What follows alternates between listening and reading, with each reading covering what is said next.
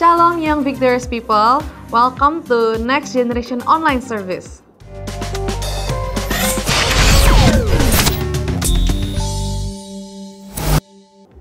Shalom semuanya, halo aku Sarah. Hari ini aku mau sharing nih tentang satu firman Tuhan yang lumayan relevan ya. Sekarang ini baru masih masa-masa awal tahun, akhir tahun. Jadi di awal tahun ini, sebelum kita benar-benar memulai 2022, pengen gak sih kita evaluasi dulu nih yang kita udah lakuin waktu 2021 kemarin. Jadi tema hari ini yang aku mau bawain adalah Finish What You Start. Nah, maksudnya apa sih Finish What You Start? Dan kenapa sih kita harus menyelesaikan apa yang sudah kita mulai? Nah, hari ini kita mau belajar sedikit dari firman Tuhan. Kenapa sih kita harus menyelesaikan apa yang udah kita mulai, seperti itu. Karena dengan gitu, kalau misalnya kita tahu kenapa, kita bisa belajar gimana sih cara-cara supaya kita bisa berkomitmen menyelesaikan apa yang sudah kita mulai, teman-teman. Oke, so pertama-tama mulai dari kenapa sih kita harus finish what we start? Kenapa sih kita harus menyelesaikan apapun yang sudah kita mulai? Karena kita mengambil dari teladan Tuhan Yesus.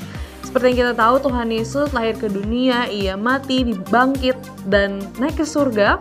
Itu tuh semuanya Tuhan Yesus jalankan walaupun rasanya Tuhan Yesus juga sempat bilang kepada Bapa ya Bapa biarlah cawan ini berlalu daripadaku.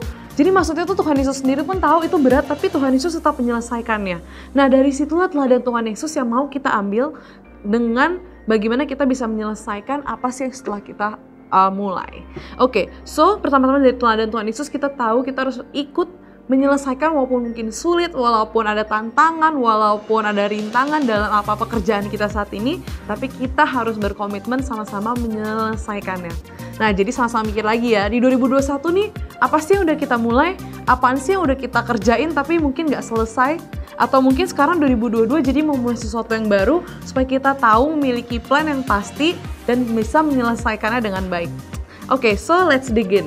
Pertama-tama, gimana sih cara kita bisa berkomitmen untuk menyelesaikan apa yang setelah kita mulai? Rasanya tuh gampang ya kalau mungkin mau mulai sesuatu. Oke, mau mulai belajar masak nih. Oke, mau mulai diet nih. Atau mau mulai sekolah, let's say, atau mengerjakan tugas. Tapi kadang, towards the end, waktu kita udah mau mulai selesai, aduh rasanya berat banget ya menyelesaikannya. As simple as nyelesain tugas atau nyelesain tanggung jawab kita yang udah ada di depan mata kita. Jadi caranya tuh ada 3. Aku hari ini mau bagiin dari yang pertama, yaitu kita harus know your why. Kita harus tahu visi Tuhan dulu dalam hidup kita tuh apa sih? Kenapa sih kita mengerjakan apa yang harus kita kerjakan saat ini? As simple as, kenapa sih kalau misalnya teman-teman yang masih sekolah, kenapa sih gue harus belajar? Kenapa sih gue harus sekolah? Kalau teman-teman yang sudah mulai kerja atau mulai dalam keluarganya, kenapa sih gue harus mengerjakan tugas tanggung jawab ini? Nah, kita harus betul-betul mengetahui apa sih maksud dari pekerjaan yang kita lakukan supaya kita nggak melakukannya dengan sia-sia. Jadi kalau misalnya contoh teman-teman tahu, oke, kenapa sih gue harus bekerja di bidang ini? Mungkin karena kita tahu ini visi Tuhan yang sudah Tuhan tetapkan dalam kehidupan kita, so kita harus kerjakan sampai selesai. Jadi caranya lagi, gimana sih cara mendapatkan visi Tuhan itu? Gimana sih gue tahu nih, ini tuh yang Tuhan suruh loh. Nah, kita harus sama-sama baca di Galatia 1 ayat 15. Tetapi waktu Ia yang telah memilih aku sejak kandungan ibuku dan memanggil aku oleh kasih karunia-Nya. Jadi kita harus tahu teman-teman, kalau setiap kita itu sudah ada tujuan dan visinya masing-masing yang Tuhan udah taruh di depan kita. Dengan begitu kita nggak jadi gampang goyang untuk asal mencok aja, aduh gue udah capek nih kayak belajar ini, gue pindah deh belajar B, atau gue pindah deh belajar C. Enggak, karena kita tahu Tuhan itu udah taruh visinya dalam hidup kita. Tapi tahu dari visi Tuhan dalam hidup kita tuh nggak cukup. Kita juga harus tahu dari Mazmur 119 ayat 105. Jadi 2 ayat ini harus kita gabungin ya. Firman-Mu itu pelita bagiku dan terang bagi jalanku. As simple as kita baca Alkitab, kita renungan, kita mendengarkan firman Tuhan, kita bisa sama-sama jadi tahu visi Tuhan dalam kehidupan kita dan terus menggali dalam potensi kita apa sih sebenarnya Tuhan mau dalam kehidupan kita. Jadi nggak cuma, oh iya gue tahu gue dipilih Tuhan dan selesai, tapi kita juga harus berperan aktif dalam mencari tahu apa sih yang mau Tuhan taruh dan Tuhan mau dalam kehidupan kita.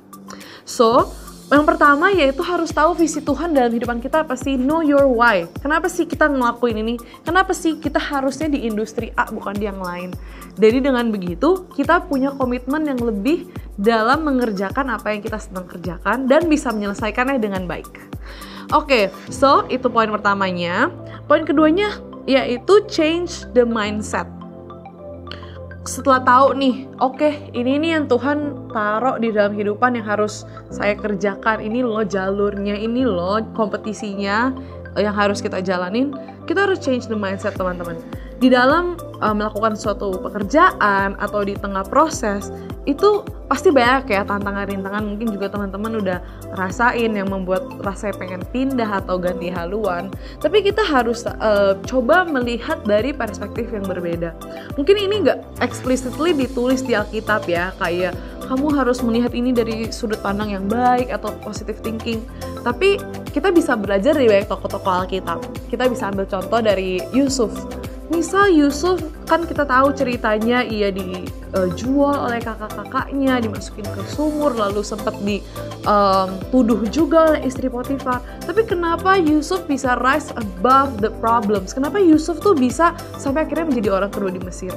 Karena dia memiliki mindset, dia change the mindset bukan melihat pada problemnya, tapi pada Tuhan. Kita mungkin nggak pernah... kita bisa gampang ngeliat Yusuf ya, kayak bisa aja dia, aduh udahlah gue sial banget nih, udah gue dibenci keluarga gue, udah gue dijual, udah gue habis itu dituduh masuk penjara, udahlah sampai sini aja, emang hidup gue susah, gak mungkin lah, Tuhan kasih mimpi, Tuhan udah kasih janji ke gue, tapi mana, gak kelihatan sampai belasan tahun. Tapi bisa Yusuf sampai di titik akhirnya mendapatkan janji Tuhan itu karena dia punya mindset yang positif. Dia nggak fokus sama apa yang terjadi pada kehidupannya sekarang, tapi dia fokus pada emang janji Tuhan yang dia udah percaya banget dan dia tahu itu pasti terjadi dalam hidup dia. Jadi change the mindset di sini, let's not focus on the problems, tapi kita tahu bahwa ada Tuhan yang senantiasa akan terus menopang kita dan terus menuntun kita. Dengan begitu, kita nggak lagi melihat problem sebagai rintangan, tapi kita bisa berpikir, oh, what does this teach me? Ini masalah ini ngajarin aku apa ya? Mungkin kalau bos kita lagi ternyata kita nggak ngelakuin salah, tapi kita disalahin, oh, mungkin ini berarti kita harus belajar apa ya? Mungkin kita harus belajar rendah hati, atau mungkin kita harus belajar untuk lebih tekun. Banyak sekali hal-hal yang kita bisa dapatkan ketika kita melihat dari perspektif yang berbeda. Dan dengan kita mengubah mindset kita ini, kita jadi bisa lebih mengerti lagi apa maksud Tuhan dalam kehidupan kita dan gak mudah menyerah. Kalau misalnya kita fokus terus sama problemnya, ya udah akhirnya selesai deh. Mungkin kalau dari cerita Yusuf, nggak tahu tuh kita sampai dia bisa menjadi orang kedua di Mesir. Tetapi kita hari ini mau sama-sama belajar, nggak cuma kita tahu visi Tuhan dalam kehidupan kita, tapi kita juga benar-benar change our mindset untuk bisa percaya dan melihat bagaimana sih Tuhan bekerja dalam kehidupan kita. Oke, dan yang ketiga, yang terakhir, yaitu the action, the commitment. Kita harus ngelakuinnya dengan maksimal kita. Jadi mungkin pertama itu kita harus tahu visinya, yang kedua ada di mindset, yang ketiga you have to do it, disiplin. Kenapa sih kita harus disiplin? Karena kita nggak akan bisa sampai ke tujuan itu kalau misalnya kita nggak bisa melawan daging kita. Seperti yang ditulis di Roma 8 ayat 13. Sebab jika kamu hidup menurut daging, kamu akan mati. Tetapi jika oleh roh kamu mematikan perbuatan-perbuatan tubuhmu, kamu akan hidup. Oke, dari sini mungkin nggak secara bilang kayak kamu harus disiplin, kamu harus komit. Tapi kalau misalnya kita lihat teman-teman, untuk bekerja keras, itu sesuatu yang melawan melawan daging atau daging. Daging itu males ya, kalau misalnya rasanya oke, udah komit nih mau diet, bangun pagi, gue mau olahraga, itu kita harus lawan daging kita, bener kan? Karena daging kita tuh lemah, itu tuh males, aduh masih enak nih tidur, tapi gak akan sampai-sampai ke goal kita. Atau mungkin kayak, oh ya nih gue tahu nih, gue harus untuk mencapai tujuan, untuk menyelesaikan apa sih yang udah gue mulai, gue mesti bekerja lebih keras lagi, gue mesti mulai research, atau gue mesti mulai belajar skill A atau skill B, tapi aduh males ya, kadang ada alasan dan lain sebagainya.